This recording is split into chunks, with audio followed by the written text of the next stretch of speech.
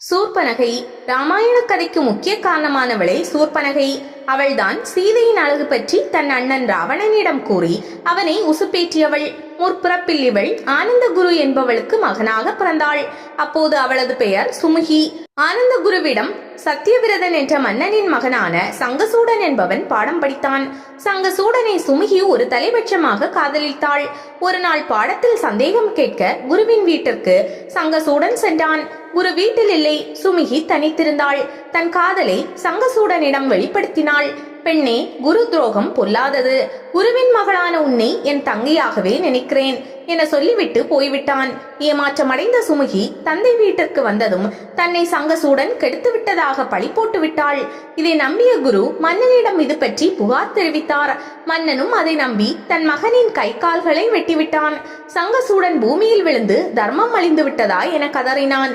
உடனே பூமி பிளந்து உள்ளிருந்து ஆதிசேஷன் வெளிப்பட்டான். சங்கசூடா, இப்பிறப்பில் உன்னை இந்த நிலைமைக்கு ஆளாக்கிய சுமுகியை மறுபிறப்பில் நானே பழிவாங்குவேன் என்றான். சங்கசூடன் மறுபிறப்பில் ராவணனின் தம்பியாக விபீஷணனாக பிறந்தான். அவனது தங்கையாக சுமுகி பிறந்தாள். அவளை சூர்பனகை என பெயர் பெற்றாள். ஆதிசேஷன் லட்சுமணனாக பிறந்து அவளது மூக்கை அறுத்தான். பாவம் செய்தவன் தண்டனையை அனுபவித்தே தீர்வான். ராமனுக்காக காத்திருந்த சூர்பனகை வயதானதால் கூனியான கிழவி தரிவக்கரை கூடை நிறைய பூக்கள் மற்றும் அரைத்த சந்தனத்துடன் தினமும் அதிகாலை நேரத்தில் வீட்டை பூட்டிவிட்டு மதுரா நகரில் உள்ள அரண்மனைக்கு புறப்படுவாள். இது அவளுக்கு கொடுக்கப்பட்ட ஒரு பணி. அரண்மனையை அடைந்ததும் மகாராஜா கம்சனிடம் பூக்களையும் சந்தனத்தையும் கொடுத்துவிட்டு வீடு திரும்பி வந்து மறுபடியும் கதவை மூடிக்கொள்வாள். அதன் பின் கதவு திறக்காது. எத்தனையோ முறை விளையாட்டாக சிறுவர்களும் உண்மையாகவே கம்சனின் காவலர்களும் தட்டி பார்த்திருக்கிறார்கள். ஆனால் கதவு திறந்ததில்லை. அந்த வீட்டுக்குள் அப்படி என்ன இருக்கிறது? தினமும் கிழவிக்கு பூக்களும் சந்தனமும் எப்படி கிடைக்கிறது என்பது எவருக்கும் தெரியாத ரகசியம். பலரும் திருவக்கரையிடம் கேட்க முயன்றனர். எவரையும் அவள் ஒரு பொருட்டாக மதிக்காததால் அவள் எவரது கேள்விக்கும் பதில் சொன்னதில்லை. அவ்வளவு ஏன், மகாராஜா கம்சனை கேள்வி கேட்ட போதும் அவள் பதில் சொன்னதில்லை. இவ்வளவு வாசனை நிறைந்த மலர்களும் கமகமக்கும் சந்தனமும் வேறு எங்கும் கிடைக்காததால் கம்சனும் அதன் பின் அவளை தொந்தரவு செய்வதில்லை. அந்த கிழவியின் ஆயுள் குறைந்ததும் மதுரா மக்களிடையே மிகுந்த கருத்து வேறுபாடுகள் உண்டு. தங்களுக்கு விவரம் தெரிந்த நாளிலிருந்தே அவள் கிழவியாகவே இருப்பதாகவும் நெடுங்காலமாக இப்படி அரண்மனைக்கு சென்று சேவை செய்து வரும் அவள் வயது எப்படியும் 1000 தாண்டும் என்றும் மதுராவில் உள்ள பெரியவர்கள் சொல்வார்கள். திருவக்கரையை பொதுமக்கள் எவரும் அலட்சியம் செய்வதில்லை. அவளும் எவரை பற்றியும் கவலைப்படாமல் தன் பணியை தொடர்ந்தாள். யாராலும் அசைக்க கூட முடியாத சிவதனுசை சிறுவன் கிருஷ்ணன் முறித்து விட்டான். தன்னை கொல்ல வந்த யானையை பந்தாடி விட்டான். தாக்க வந்த கம்சனின் வீரர்களை கிருஷ்ணனின் சகோதரனான பலராமன் பரலோகத்துக்கே அனுப்பிவிட்டான் என்கிற செய்திகள் காட்டுத்தீ போல மதுரா நகரில் பரவின. இப்படிப்பட்ட வீர சிறுவர்களை பார்க்கும் ஆவலில் மக்கள் அவர்களை தேடி வந்தனர்.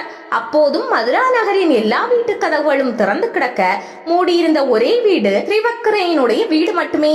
கிருஷ்ணா, நேராக அரண்மனைக்கு போய் நம்மை அழைத்த கம்சனின் கதையை முடிக்கலாம் என்று அழைத்தான் பலராமன்.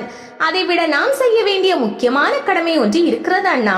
நீங்கள் செய்த பாவத்துக்கான பரிகாரமும் இதில் அடங்கி இருப்பதால் தாங்களும் கண்டிப்பாக என்னுடன் வர வேண்டும் என்று ஆரம்பித்தான் கண்ணன். பாவமா? நான் அப்படி எதையும் செய்ததாக நினைவில்லையே கண்ணா. இன்னும் சொல்ல போனால் இதுவரை இந்த மதுரா நகருக்கே நான் வந்ததில்லை.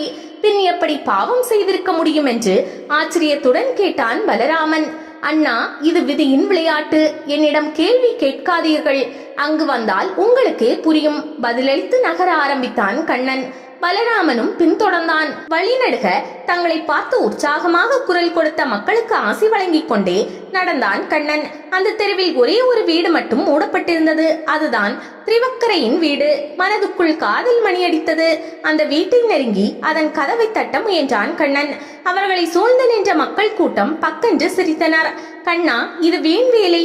அது யாருக்காகவும் திறக்காத கதவு. சிவதனுசு போல் உன்னால் உடைக்கவும் முடியாது என்று குறும்புக்கார இளம்பெண் ஒருத்தி சொன்னாள். இந்த வீட்டில் இருப்பவரிடம் பாவ மன்னிப்பு கேட்க வந்திருக்கிறான் கண்ணன் என நினைத்த பலராமன் வேகமாக முன்வந்து அந்த கதவை தட்டினான். அப்படியும் அந்த கதவு திறக்கவில்லை. கோபப்பட்ட பலராமன் பலம் கொண்ட மட்டும் தட்டி பார்த்தான். பலன் இல்லை. ஆவேசத்தில் கதவை எட்டி உதைத்தான். திறக்கவில்லை. கடைசியாக கதவை உடைக்க முயன்ற பலராமனை தடுத்தான் கண்ணன். அண்ணா, இது காதல் கதவு, தட்டினால் திறக்காது, தொட்டால் தான் திறக்கும் என்றவாறு கதவின் மீது ஆசையுடன் கை வைத்தான் கண்ணன். மெல்ல திறந்தது கதவு. நீர் நிறைந்த கண்களுடன் அவர்களை வரவேற்றாள் திருவக்கரை. ஊர்மக்கள் திறந்த வாய் மூடாமல் ஆச்சரியத்துடன் பார்த்து கொண்டிருக்க கண்ணனும் பலராமனும் உள்ளே நுழைந்ததும் கதவு மறுபடியும் மூடிக்கொண்டது. வருடக்கணக்கில் காக்க வைத்து விட்டேனா என்று குறும்புடன் சிரித்தான் கண்ணன். யார் இது என்று தெரியாமல் விழித்தான் பலராமன். ராமா, உன் காதலுக்காக இன்னும் எத்தனை யுகங்கள் ஆனாலும் சுகமாக காத்திருப்பேன், ஒரு தவம் போல் பார்த்திருப்பேன் என்று திருவக்கரை சொன்னதும் பலராமனுக்கு பளிச்சென்ற விஷயம் புரிந்தது. கண்ணா, இவள் ராவணன் சகோதரி சூர்பனகையா? ராம யுகத்திலிருந்து உன் காதலுக்காக காத்திருக்கிறாளா என்றபடி திருவக்கரையின் காலடியில் விழுந்தான் பலராமன். பிறகு என்னை மன்னியுங்கள், உங்கள் காதலை புரிந்து கொள்ளாமல் உங்களுக்கு மாபெரும் தண்டனை அளித்து விட்டேன் என்றவாறு கண்ணீர் சிந்தினான். பலராமனின் கண்ணீர் துளிகள் தன் உடலில் பட்டதும் அழகான இளமங்கையின் தோற்றம் பெற்றாள் திருவக்கரை. எழுந்திருங்கள் லட்சுமணா, நான் ராட்சத குலத்தில் பிறந்ததால் காதலை வெளிப்படுத்த தெரியாமல் தவறு இழைத்து விட்டேன். தவறு என்னுடையதுதான் என்றாள் திருவக்கரை. கம்சனுக்கு மட்டும்தானா? எனக்கு மலர்களும் சந்தனமும் கிடையாதா என்று கண்ணன் ஆவலோடு கேட்டான். அதற்காக தானே காத்திருக்கிறேன் என்றவள் கைகளை விரித்து ராம் ராம் என்று சொன்னாள். உடனே வானிலிருந்து பூமாரி பொழிந்தது. அந்த யுகத்தில் நான் ராமனாக அவதாரம் எடுத்ததால் சீதையை தவிர வேறு எவரையும் மனதால் கூட நினைக்க முடியாத நிலை. இப்போது நான் மனிதனும் கடவுளும் கலந்த அவதாரம். அதனால் என்னை கண்ணா என்றே நீ அழைக்கலாம். நீங்கள் கண்ணனாகவோ ஆர்கடலில் வாசம் செய்யும் பரந்தாமனாகவோ இருக்கலாம். ஆனால் என்னை பொறுத்தவரை வனத்தில் நான் சந்தித்த ராமனுக்காக தான் காத்திருக்கிறேன். இனிமேலும் காத்திருப்பேன். உங்களை வேறு பெயர் சொல்லி நான் அழைக்க மாட்டேன் என்று சொல்லி அன்புடன் சந்தனத்தை எடுத்து கண்ணனின் கன்னத்தில் பூசினாள் திருவக்கரை. அடுத்த கணமே ஸ்ரீராமனாக மாறி நின்றான் கண்ணன். தான் இனியும் அங்கிருப்பது சரியல்ல என்று நினைத்த பலராமன், கண்ணா, நான் ஊரை சுற்றி பார்க்கிறேன், நீ வந்து சேர் என்று கிளம்ப முற்பட்டான். லட்சுமணா, எங்கேயும் போகாதே. நானும் சீதையும் இருந்த குடிலை எப்படி கவனமாக காவல் காத்தாயோ அதே போல் இப்போதும் செய். ஒரு பெண்ணின் காதலை நோக செய்த உன் பாவம் தீரும் என்று கண்ணன் சொல்ல வெளியே லட்சுமணனாக நின்றான் பலராமன். அவன் பின்னாலேயே கண்ணன் வெளியே வந்தான்.